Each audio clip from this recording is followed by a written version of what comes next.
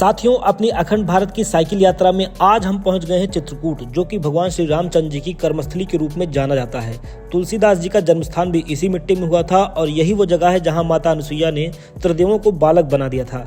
यहाँ का इतिहास तो ऐसा है कि हर कोने का एक अलग वीडियो बन सकता है, पर मैं कोशिश करूंगा कि कम समय में यहाँ के विषय में ज्यादा जानकारी दूं और वीडियो बोरिंग या बेमतलब का लंबा न होने पाए। साथियों, कामदगिरी पर्वत के मुख्य देवता भगवान कामतानाथ हैं। इस पर्वत की लोग अलग अलग तरह से श्रद्धा अनुसार परिक्रमा करते हैं। अधिकतर लोग पैदल चलते हैं, कुछ श्रद्धालु लेटकर परिक्रमा करते दिखेंगे और मैं यह परिक्रमा कुछ दूर पैदल और कुछ दूर अपनी साइकिल से कर रहा हूँ। कामदगिरी चित्रकूट का सबसे प्रमुख स्थल है। साथियों, कभी आपकी जिज्ञासा नहीं हुई ये बात जानने की कि सनातन धर्मी पर्वतों, नदियों, पेड़ों आदि की पूजा क्यों करते हैं? पहले मुझे ये सब चीज़ें दकियानूसी और अंधश्रद्धा लगती थी, पर जैसे जैसे मैंने दुनिया देखी मुझे समझ आया कि सनातन परंपरा एक बहुत ही गूढ़ और वैज्ञानिक पद्धति है लोगों को जोड़ कर रखने की। देश के अलग अलग हिस्सों के लोग जिनके नसीब में टूर जाना नहीं लिखा होता, वे दर्शन करने के बहाने से ही दुनिया देखते हैं और इनके चलते करोड़ों लोगों की रोजी रोटी का जुगाड़ हो जाता है। प्रयाग, अमरकंटक, चित्रकूट, अयोध्या जैसे तमाम ऐसे शहर हैं जिनकी आय का मुख्य स्रोत ही ये नदियां एवं पर्वत आदि हैं। इसीलिए लोग श्रद्धा भाव में इनकी पूजा अर्चना करते हैं।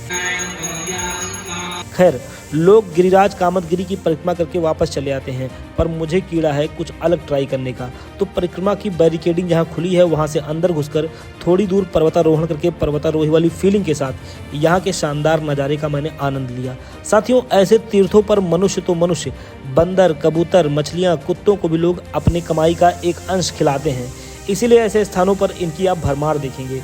परिक्रमा मार्ग पर भिन्न भिन्न प्रकार की दुकानें देखते सुनते हम आगे बढ़ते हैं और देखते हैं एक नंदी और कुछ वानर आपस में तालमेल बनाकर दावत उड़ा रहे हैं। लेकिन यहाँ पर आए तो एक चीज़ का खास ख्याल रखें, खाने पीने की चीज़ें हाथ में लेकर ना चलें। यहाँ के बंदर उसे अपने बाप का माल समझते हैं। खैर, ये बेचारे निरीह हैं, अपने भरपेट भोजन के अलावा इन्हें और कुछ नहीं चाहिए। और सही बात तो यही है, जितना हक धरती पर इंसान का है उतना ही इन बेजुबानों का भी है और हम इंसान ही इनका हक मार रहे हैं। इंसान पेड़ काट रहे हैं जहां से इनको भोजन मिलता था, तो ये भी अब आपसे ही अपना हिस्सा लेंगे।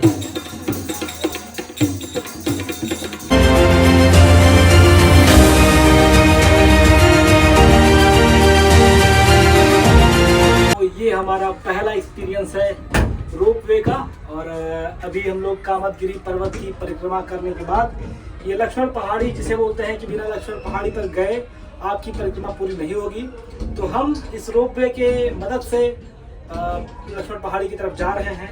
बड़ा एक्साइटमेंट है क्योंकि ये फर्स्ट टाइम है और कोई भी काम जब आप जिंदगी में पहली बार कर रहे होते हैं तो आपको बड़ा अच्छा लगता है।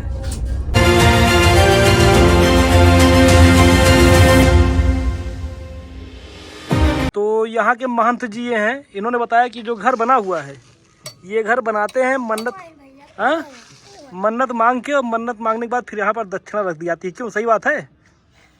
बताओ यार। साथियों, अब हम आ गए हैं लक्ष्मण पहाड़ी। मान्यताओं के अनुसार ये वही जगह है जहाँ से लक्ष्मण जी प्रभु श्री रामचंद्र जी व माता जानकी के लिए पहरा दिया करते थे। ये पत्थर जो आपको दिख रहे हैं, कहते हैं इनसे घर बनाकर कुछ मांगो तो मिल जाता है।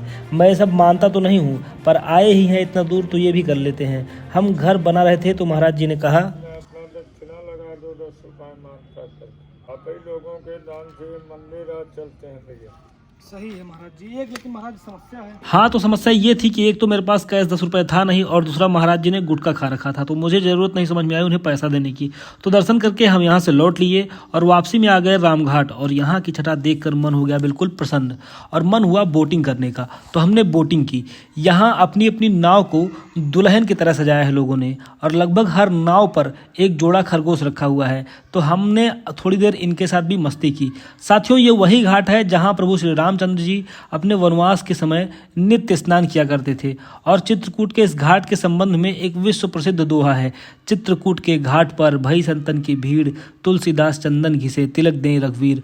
यहाँ आकर हमने अपने घाट के पानी छूने के इस शौक के चलते मैं आज आ गया हूँ मंदाकिनी नदी के रामघाट पर और यह हमारी 7वीं नदी है जो अब तक हमने देखी है, उसका पानी स्पर्श किया है। मैं आपको गिना दूँ, सरयू नदी, गोमती नदी, सई नदी, और 3 नदियां जो प्रयागराज संगम पर हैं, गंगा, यमुना, सरस्वती, और ये सातवीं नदी मंदाकिनी है। साथियों, इस दिव्य घाट पर आकर स्नान ना करूं तो मन नहीं मानेगा, पर चूंकि आज रात हो गई है तो स्नान कल सुबह होगा।